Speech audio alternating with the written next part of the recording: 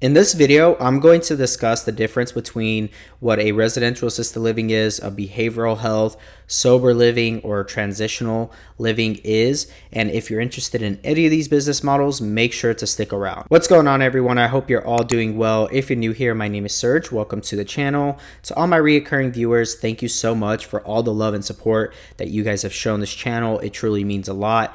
If you are looking to get into the RAL space or the residential assisted living space, I have created Legion Assisted Living Academy, which is a course from A to Z how to start your own residential assisted living. So if you're interested, that link will be down below. Also, if you're looking to want to just have a one-on-one consultation call with myself, you can also sign up down below. It is $150 per half hour. So if you're interested in that, that link will also be down below. Also, feel free to check out Valley ALF Ventures if you're an existing operator or you're an investor looking to passively invest in any of our deals, or you're looking to potentially sell your behavioral health, transitional, or even residential assisted living. Let us know. This link will be down below. It will take you directly to our website, and then from there you can go ahead and click in the box that is relevant to what it is you're wanting to do with us. And with that being said, let's go ahead and jump into the topic of this video. Today I want to talk about what the difference between a residential assisted living is and what behavioral health or transitional or sober living is. And a lot of people have been asking this question, if this is something that I am in or if I'm considering doing at some point. And the time has come that this opportunity has presented itself. We have currently 2 operators who are leasing properties with us who are doing behavioral health. And this is a niche that I'm starting to get more familiar with and starting to become more aware of. And not only that, but even sober living and transitional. So I'll kind of talk about the differences between the two. As many of you know, residential assisted living, you're mainly taking care of your clientele are elderly. So you're taking care of people who are most likely 55 years and older, just depending on their diagnosis and what they're in your home for, versus where behavioral is younger individuals who are dealing with mental illnesses and behavioral issues. And this is something that happens, from drug addiction, alcohol, different things that ends up affecting their mindset and even their mental state. And these people usually go through a rehab. They usually go through some process that at some point where they become stabilized, and then also be able to get on the right track to be functional in society again. So I believe it is a very noble cause to be able to be involved in behavioral and even sober living and transitional. And that is the clientele that you will mainly be working with. And this has been something that's been a really big issue in this country, is actually the drug addiction epidemic and even just alcohol, right? And this is a niche that helps that clientele and that specific demographic. And I believe that this is something that there's such a high demand for, and that's something that the government is willing to subsidize for and pay for in order to get our citizens back to a functioning society. And so with that being said, this demand has ramped up quite a bit in the last, I would say in the last decade. And so here in the state of Arizona, this has become very, very popular. Now, the thing is that the demand is so high that these types of business owners who own behavioral health and even sober living and transitional really don't have to market like assisted living owners do.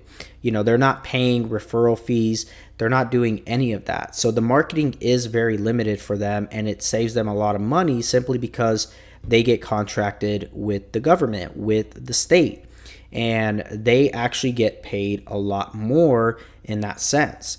Because of the fact that there's such high demand, that is why they're getting more money for it. And the government is willing to do that. And that is where behavioral health has really kind of, not only just from the money aspect, but even just the fact that you're helping individuals get back on their feet. And the turnover is something that is different compared to residential assisted living.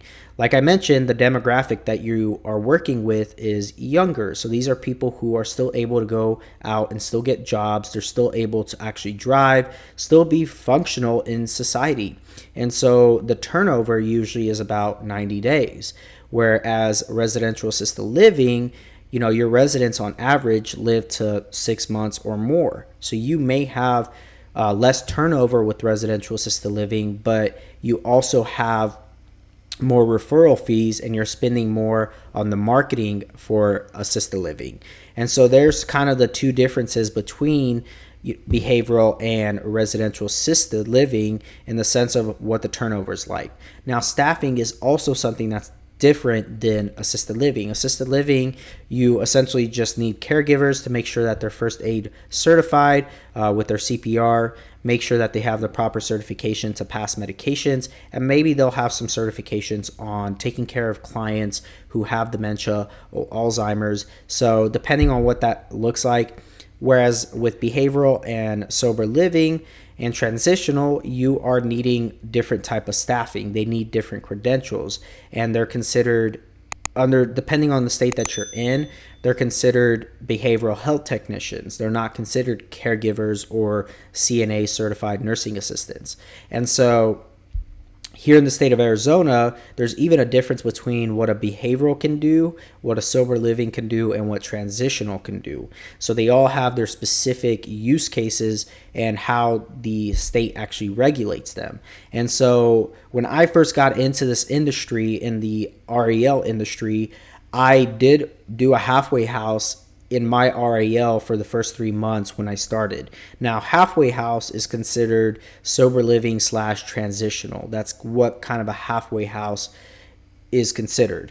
And so at the time, the state of Arizona didn't really have a separate branch or board that would regulate halfway houses or sober living. This was in 2018. As of 2019, they finally created a branch because they realized that a lot of people were trying to run these halfway houses, including myself back then, and they weren't regulated at all. And so people were just kind of, starting these things up without any type of supervision or regulation. And so the state of Arizona finally realized that, and in 2019, they finally started regulating them. And so you have to go through their certification, where you don't technically get a license per se like you would with a behavioral or even a RAL. Sober living, just the way they do it is they actually certify you, they certify your home, and that's how they don't essentially regulate it to the extent that they do with behavioral health and RALs. So with sober living, you can just have the certification, you got the zoning in place, you're approved, and then for the most part, you're able to have people come in and out of there as needed. And so you don't do any medication administration, you don't do any of that kind of stuff. You just simply a board and home type of place. You're just feeding them, housing them, and that's it. And so that's obviously less income, and Medicaid doesn't essentially pay for that. Usually it's the client's Social Security, if that's what they're paying with, or they're paying out of pocket. I believe there may be a contract or two that does that, but regardless, though, sober living is a bit different than behavioral health. Behavioral health, you're going to be regulated as if you are RAL with different types of statutes that are in the statutes for Arizona as far as licensing goes. So you actually do get a license with behavioral health versus where a sober living, you don't have to get a license or transitional.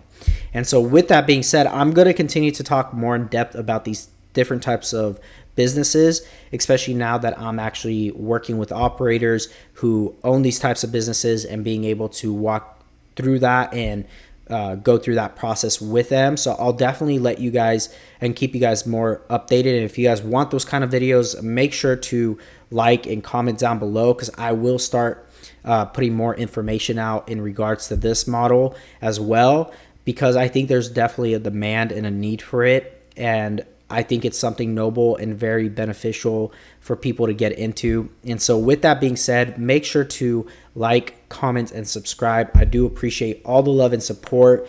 Make sure if you wanted to set up a one-on-one consultation call with me, you can do that down below. If you want to sign up for the REL Academy, which is Legion Assisted Living Academy. That will also be down below. And again, thank you so much for watching this video. And again, let me know if you guys want me to make more videos on behavioral. And if you guys do, I'll continue to do that.